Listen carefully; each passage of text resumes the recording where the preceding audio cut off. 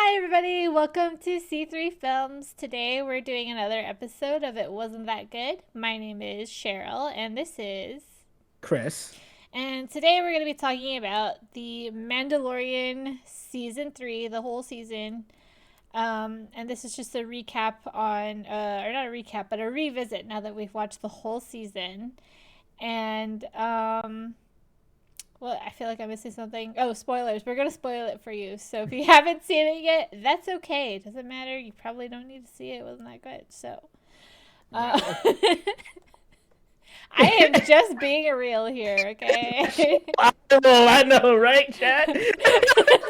That was like the illest eye roll. Oh man. Yes, we should get started talking about this.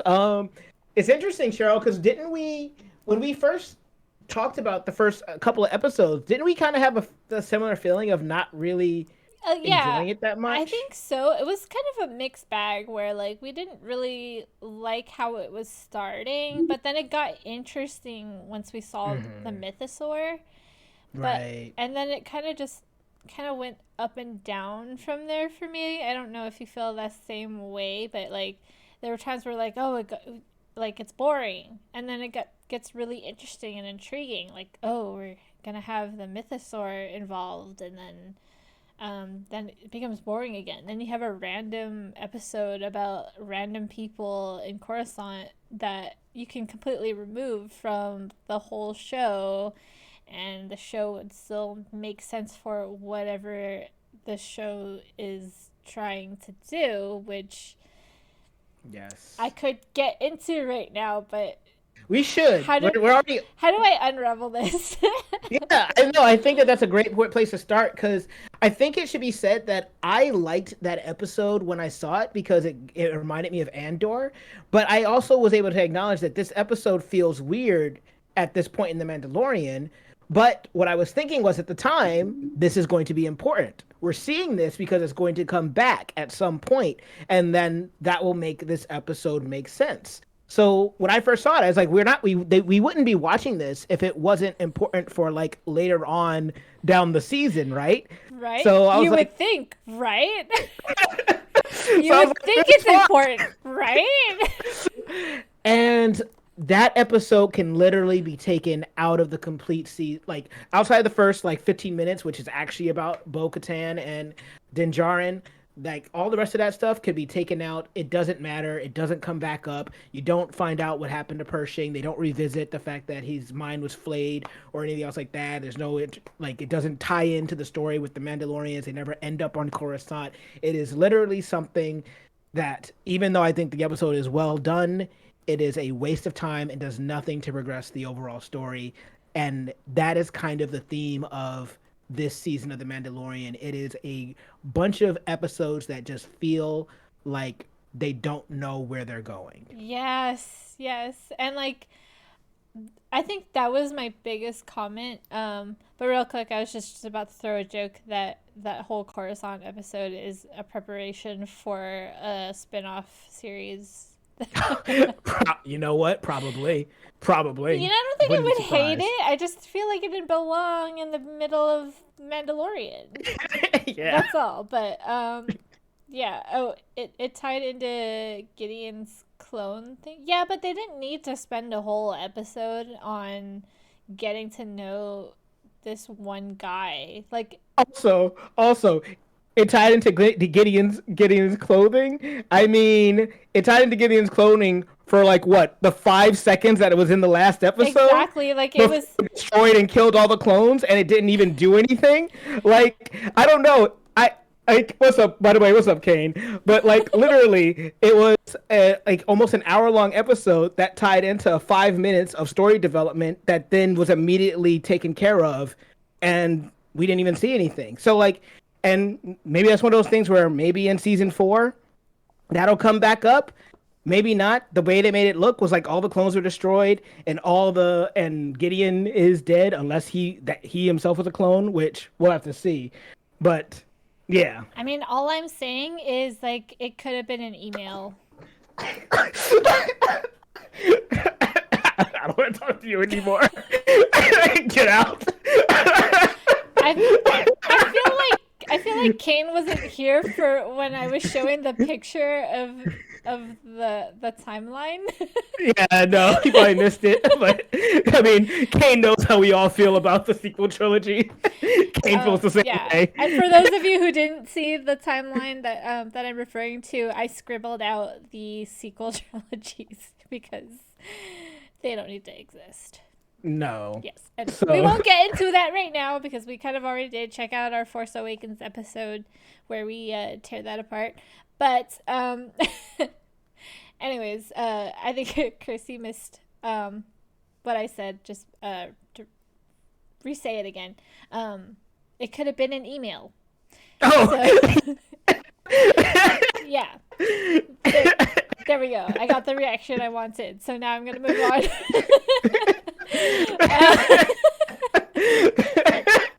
I know she won't let us forget.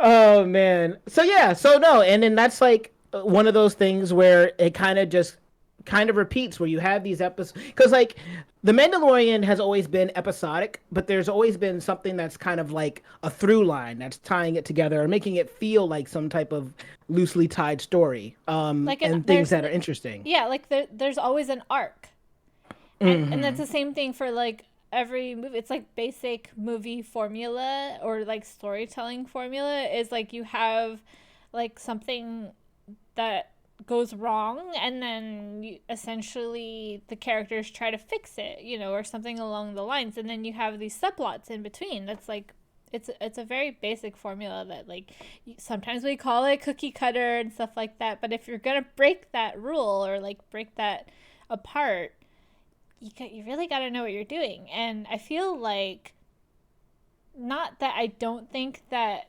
Dave Filoni and gosh, what's his John name? Favreau. John Favreau. Like, I truly believe that they're great storytellers and stuff like that. But for some reason, really feel like they missed the mark on this season. And I think a big part of it is because like we don't know really where they're going. What are they trying to achieve? What's the big threat? What's happening? Like, it just feels a lot of like they're just doing stuff and they're wandering around with no motive. And I know there's like the whole thing with like trying to reclaim Mandalore and stuff, but then that also has nothing to do really with Moff Gideon, besides the fact that Moff Gideon is based there. But to make him the final boss fight and stuff, like he was only in the last two episodes. Yeah, and also it's weird because Moff Gideon is based in Mandalore, but didn't ever go and attack Bo-Katan's home next to Mandalore the entire time that she was there. Um, Yeah, like it just felt like nothing was connecting, and like the things that were being connected were like forcibly connected, and there's just a lot of like kind of plot holes. And so yeah, so there's a couple of things. So there are rumors stating that the Rangers of the New Republic, one of the Disney Plus shows that was supposed to come out with Gina Carano, presumed to be in the lead role, after her whole thing where she got fired, then people were saying that that show kind of was just in limbo, and what they ended up doing, it is not stated as fact, but it is a belief that some of those ideas from the Rangers of the New Republic show got kind of rolled into the Mandalorian show. And that's partially why you have some of this kind of disconnect with like, or like the story that feels like it's all over the place, because they're trying to like still recycle some of these ideas, which is why you're seeing a bunch of things about Coruscant. You're learning about the New Republic and how people aren't really into the New Republic, when the Mandalorian and his story actually has nothing to really do with the New Republic outside of sparse meetings with that one guy. Like, he's not a part of it, and then but he becomes a part of it at the end. So people are like, oh, well, maybe this is what will also feed into the New Republic show. And then you have the whole thing that where if you're watching Mandalorian season 2, like let's say you want to go and you just want to sit down and watch the Mandalorian seasons like you would any other show. You're like, hey, I want to watch Barry season 1 through 3. You can do that. If you go and you watch season 1 through 3 of the Mandalorian, when you get to season 3, nothing makes sense because you have to watch Boba Fett, and you end season 2 with a really great moment of Grogu leaving, and then you come into season 3, Grogu's back. So like that emotional connection is also just completely disconnected from just watching the seasons together. So there's something else happening outside of what we could see that made it so that their story had to change at some point, because even Grogu in this season doesn't really have that much of a have a doesn't really have that much of a point. They show like the flashback of him escaping Order 66 by like a Jedi, which is Ahmed Best, who played Jar Jar Binks, which was really cool to see him. But that didn't really add anything new. We knew that Jedi saved him from Order 66, so that was clearly that was only for fan service, not really anything else. There wasn't any new information, because even the Jedi that Ahmed Best played wasn't a Jedi that we had ever seen before in canon, outside of like a game show. So there's these loose ideas, and there's things that they're just kind of doing, but they don't actually like come together in any kind of meaningful way. Yeah, that's the other thing that I think really felt weird is because before this, The Mandalorian was always about Din Djarin and Grogu. Yeah. But this season just kind of seemed to shift Yeah. gears, and it kind of became the Bo-Katan show, Yeah. which That's I'd very be true. okay with if they'd like actually intended to do that in like a different show, like for Boba Yeah. Fett. But Yeah. and it was weird because Boba Fett started to feel like the That could Mandalorian. oh. It just seems like they need to get the shows straightened out. It's cool that they like interact and like they, bleed into each other and stuff, but they also need to be able to stand on their own. Because like you said, like you have to watch Boba Fett to connect the dots between season 2 and season 3 of Mandalorian. And like how are you supposed to know that unless like you're someone that is gonna plan to watch Boba Fett? Because we almost didn't watch Boba Fett because like we didn't like it, and then we would have just gone into season 3 of Mandalorian like, what did I miss? And then you Hmm. have to watch Boba Fett, which wasn't good in my opinion either. I scribbled that out too, but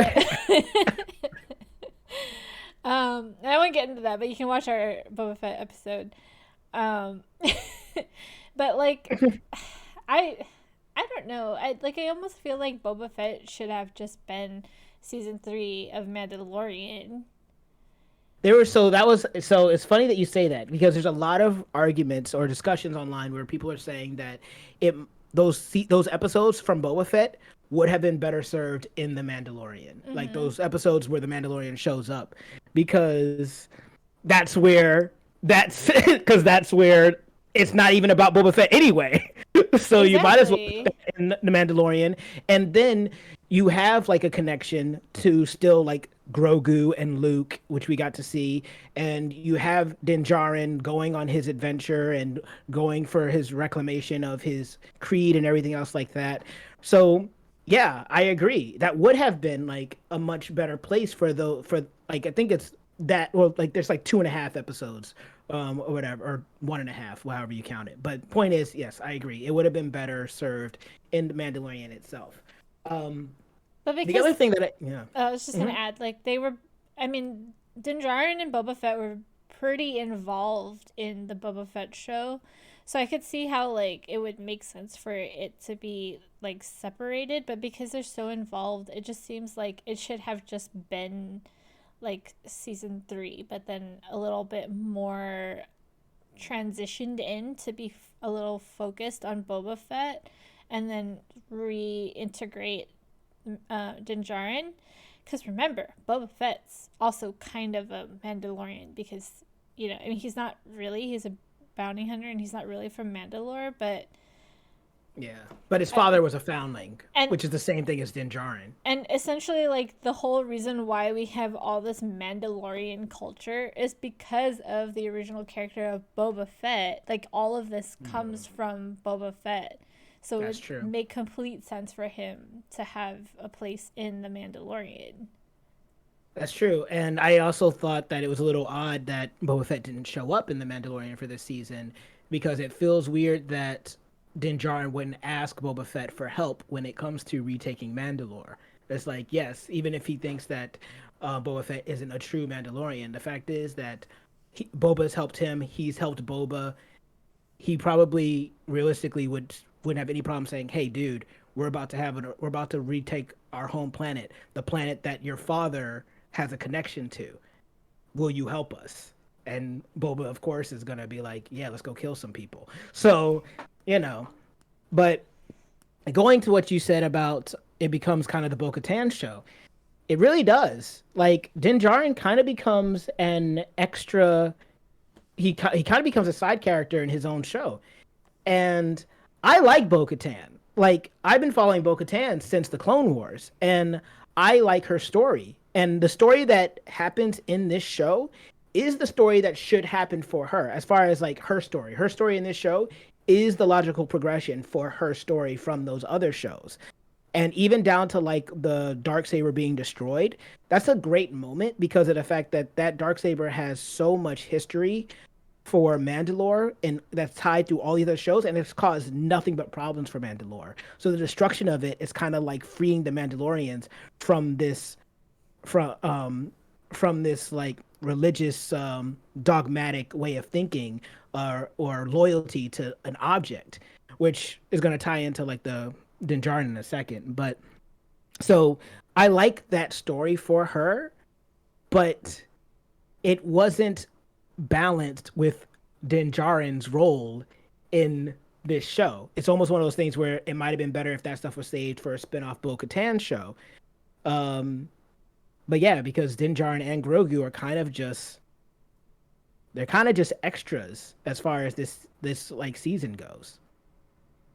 Yeah. And I would agree. Like I almost feel like they just did what they did with Boba Fett and made a whole different show for Bo-Katan. Yeah. Because I think They that would have slid been, it. yeah. Because I thought it was pretty interesting, except for, I mean, there's also that whole thing with the mythosaur, and they did absolutely nothing with it. I thought Mhm. we'd get to like see it do something, Like on Mandalore, they get to Mandalore and the Mythosaur might help them or or something maybe like it that. like how cool would it have been if it like ate Moff Gideon? Yes, I mean the other thing is how cool it would have been if our heroes actually defeated Moff Gideon themselves. They actually all three lost to Moff Gideon. Moff Gideon died only because of the fact that Ac- wait, The Axe the Wolves. guy, yeah, that Yeah, I guy think without the helmet. yeah, he dropped a ship on top of Moff Yeah. Gideon. So, because like the thing is, story wise, Moff Gideon has been trying to go after. That's the thing. There's so many like loose, like you said, plot holes or loose parts that don't get taken care of. Like Hmm. Moff Gideon talks so much about how this really cool like thing of like clones, Jedi, Mandalorians. I can get something from all of you. I have like the best car armor, but I have clones of myself for my own army, and they can have the Force. But none of that actually happens. So like you talk about it, but we never actually get to have to deal with that threat.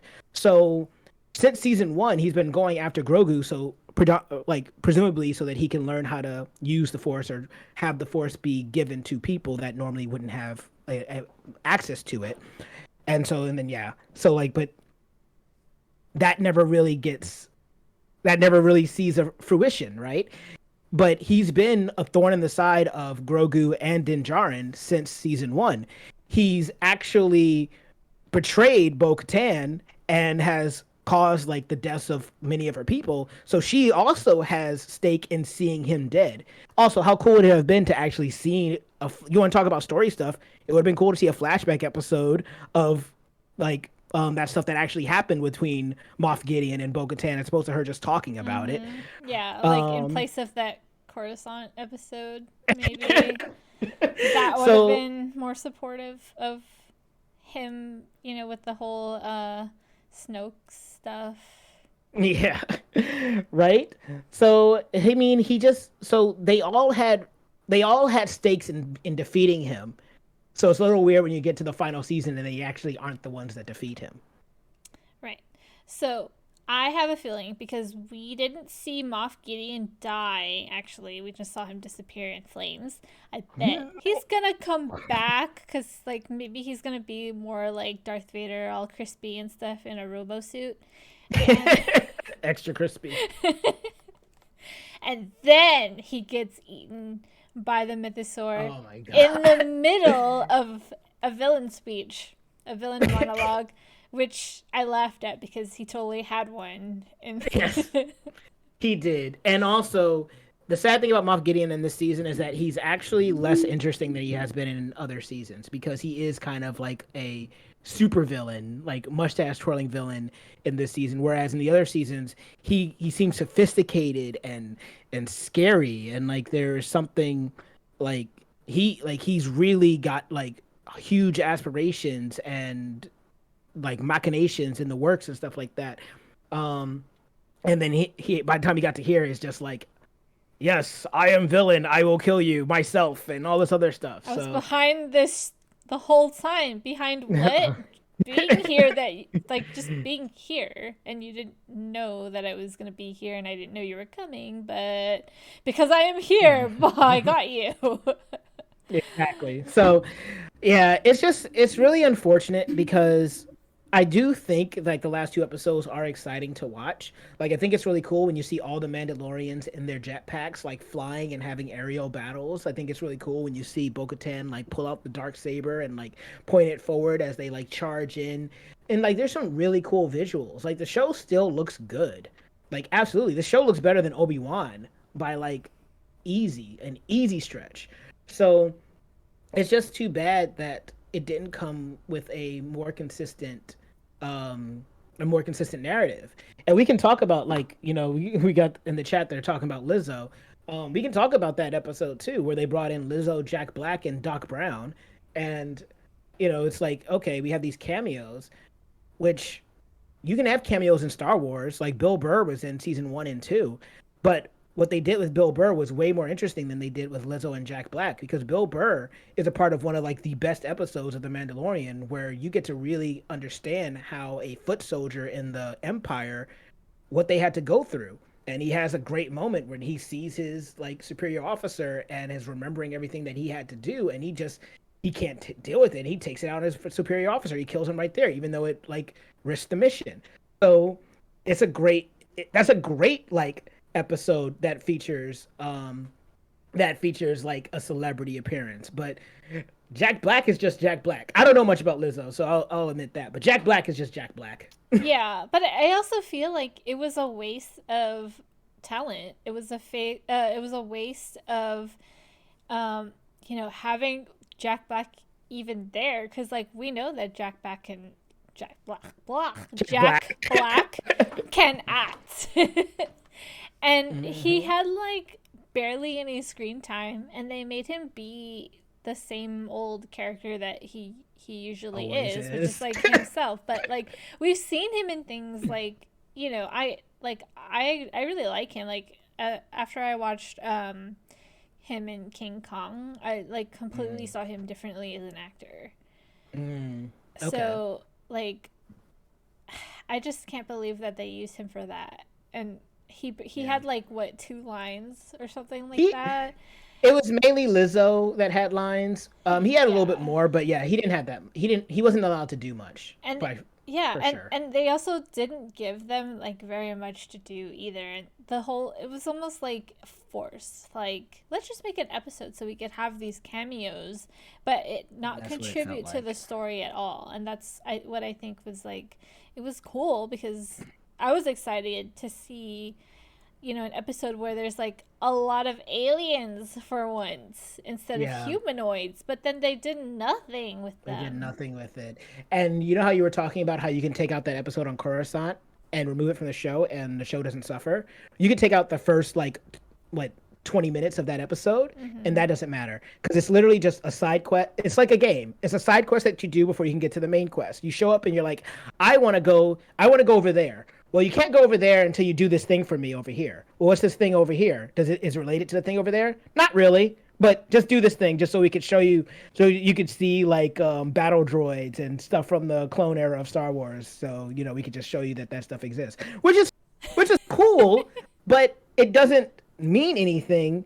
And then like yeah, and then the way to make that episode matter is that in the last like 10 minutes of it, you get to the part where they actually show up with the to see the rest of the Mandalorians, and then Bo-Katan and Axe Woves gets to like have this like fight or whatever. and then she gets to like reclaim her army. But it's almost like they didn't know what they wanted to do for like the entirety of the show. So they were like, we know we want these moments, so we're gonna have this moment, which is only gonna take 5 to 10 minutes. But that's not enough to fill up an episode of half an hour. So the other 20 minutes is going to be devoted to this other thing that, in the long run, doesn't actually matter. Honestly, it felt more like a optional side quest Optional side that you quest. could do for like the special item. Yeah. Exactly, right? So it's really just too bad. Because I think that the season still has moments, but I think overall the season is just, I mean, like we say in the show, it's just not that good. And yes, you right. Thank you. Axe Wolves. I keep saying Axe Wolves, but yes, and Paz Vizsla is much greater than Axe Wolves. And Paz Vizsla, that's a character that's been around since season one. So, like it's cool to like see Paz Vizsla, and also to find out that he was a Vizsla, but you find out that he's a Vizsla not in the Mandalorian in the beginning. You find that out in Boba Fett when they're talking about his family, and he talks about his family of being Vizsla, which is really important for Star Wars lore. So it's just kind of weird that you put that into Boba Fett and not in a Mandalorian show. Let it get again. Sorry. I I'm gonna know get stuck on that. decisions that they made. I just don't understand like what happened. Like they didn't they take extra long to make this season too?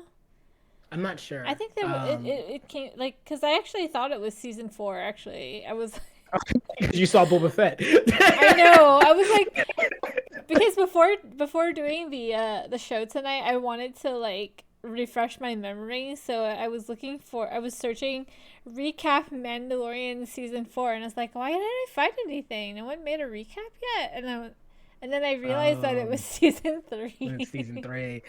Yeah. No, exactly, right? So yeah, and it's also just interesting because like we want to know more about the Mandalorians themselves, right? Like now that they've retaken Mandalore, I do think it's interesting to try to just to go into like how do these two disparate groups of Mandalorians coincide with one another? Because let's not forget, like one side of Mandalorians, actually both of them think that the other side are ridiculous for however they want to describe that. So the Mandalorians that take their helmets off think that the other people are zealots, and the ones that keep their helmets on think that the other side are like treasonous heathens. So like, how do they live together?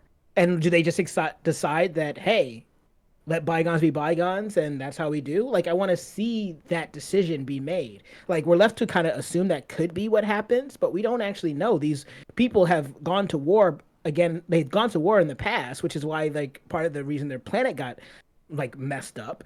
So like, but that is an interesting dichotomy to explore. Din Djarin as a character, he takes off his mask multiple times in season two, but they're both for Grogu.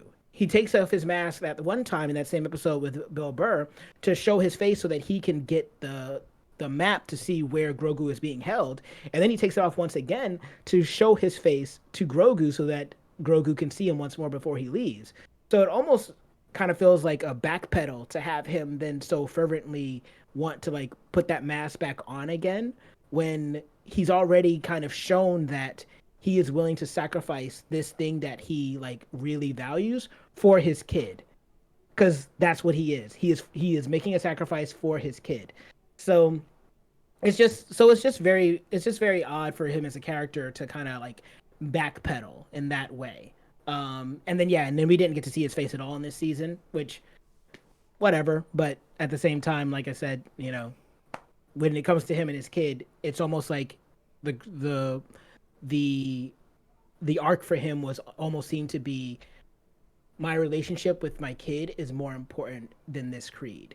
And that's why I'm making this sacrifice, because I'm making this sacrifice for him. And that's a really big moment. And then in season three, like so many other things, it's just He undone. didn't have an arc in season three. No, he doesn't. He wasn't even the main character. No. So that's probably why he had no arc. Yeah. Yeah. And that's why it's just like, it's just unfortunate, man. It's just unfortunate. Yeah, I mean, like I get it. I get like, for the purpose of telling stories about Mandalore and the different Mandalorians and stuff, like sure, yeah, that's great. But then you've already spent 2 seasons with the focus on Din Djarin and Grogu, and Yeah. then even bleeding that main characterness in Boba Fett, and then all of a Hmm. sudden like you're switching gears on us in season 3 of a show, season Yeah. 4 actually.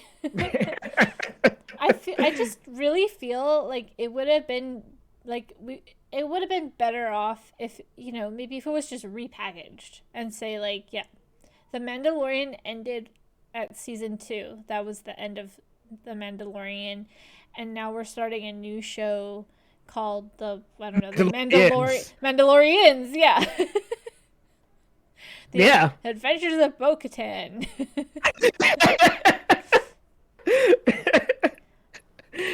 Yeah. So anyway, I don't think there's much else I really like feel like I need to say about this. I think I overall I'm just a little disappointed.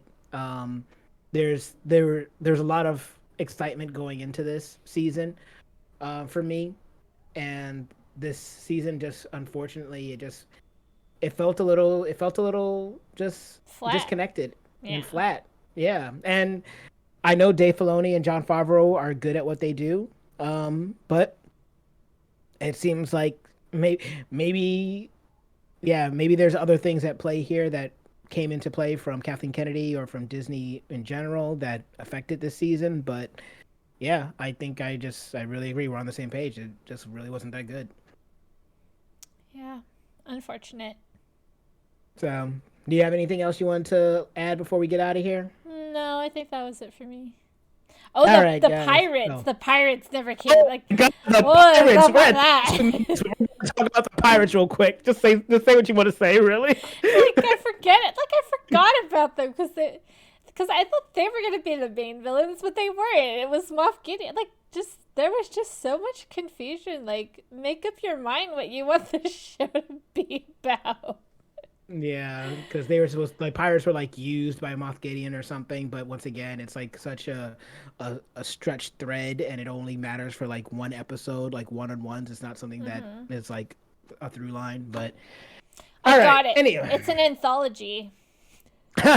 yeah, right. Oh goodness. So, anyways, we're gonna get out of here. If you guys want to hear us talk more about this, you can check us out on our Twitch channel, twitch.tv/C3Films. It'd be great to see you guys over there. But what do you guys think about The Mandalorian season 3? Did you like it? Did you enjoy it? Are we being too hard on it? Do you think that it wasn't really about Din Djarin and that it was really the Bo-Katan show? Whatever you thought about this and more, comment below. Let us know. And right down there, if you give us a like, share, and subscribe. Even if you don't, though, I have been Chris, and this has been Cheryl, and I'm gonna steal this from you. This is not the way.